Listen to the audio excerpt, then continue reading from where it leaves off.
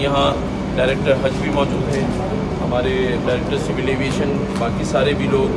जो इस वक्त सब सी ऑफ करने आए, मैं इन सब का भी शुक्रिया अदा करता हूँ कि आज ये सब यहाँ मौजूद हैं और इन सब की मौजूदगी में हम इंशाअल्लाह ताला अपने तमाम हाजियों को इन फूलों से और मिठाइयों के डब्बों से जो है वो रखशत करेंगे ताकि वो दुआओं में हमें भी याद रखें।